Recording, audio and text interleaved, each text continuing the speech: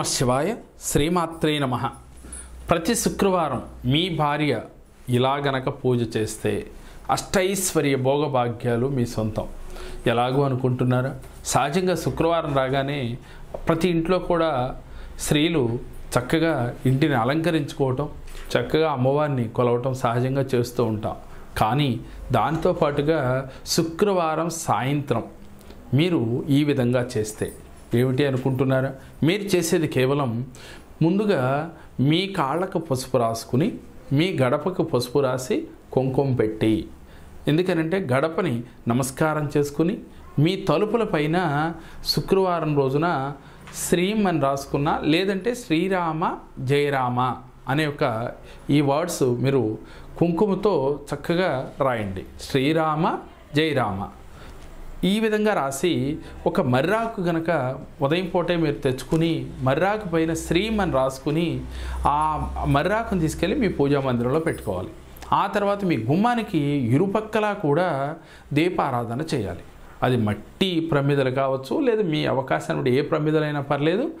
అటు ఇటు దీపారాధన చేసి గుమ్మానికి తెల్ల పువ్వులు, ఏ పువ్వు అయినా తెలుపు వర్ణము కలిగిన పువ్వుని ఆ ప్రమిదల దగ్గర అటొకటి ఇటొకటి పెట్టి చక్కగా 2 అక్షంతలు తీసుకుని ఆ దీపాలని ముందు పూజించి సంకల్పం చేసుకోవాలి. అమ్మ లక్ష్మి అనుగ్రహం కావాలని చెప్పి మీరు సంకల్పం చేసుకుని అప్పుడు మీ పూజా మందిరం దగ్గరికి వెళ్ళిన తర్వాత మీరు ఉదయం పూట కనుక నివేదన కోసం ఏదైనా పాల పొంగల్ అలా చేసుంటే ఓకే, లేని ఏడల కొంచెం పాల పొంగల్ చేసుకుని అమ్మవారికి నివేదన చేసి దీపమాలా సూత్రం కానీ, కనకధారా సూత్రం కానీ, లక్ష్మీ అష్టోత్తరము కానీ, ఇలా మీ ఓపిక కొలది 3 చదవగలిగిన వారు 3 చదవచ్చు, లేదంటే ఏ ఒక్కటైనా సరే 11 సార్లు చేసి మీరు రాగాకపోయిన రాసిన దానిపైన ముఖ్యంగా కుంకుమతో శ్రీమాత్రే నమః అంటూ 11 సార్లు కానీ 21 సార్లు కానీ చేసి ఈ అష్టోత్తరం కానీ, దీపమాల సూత్రం కానీ, కనకధారా సూత్రం కానీ మీరు పఠించినట్లయితే ఇలా ప్రతి శుక్రవారం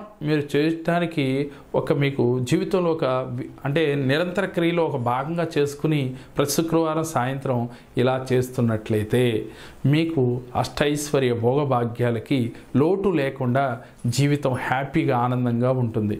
ఎటువంటి ఆర్థిక ఇబ్బందులు ఉన్నా కూడా క్రమక్రమేపీ కూడా మీకు తీరిపోతాయి.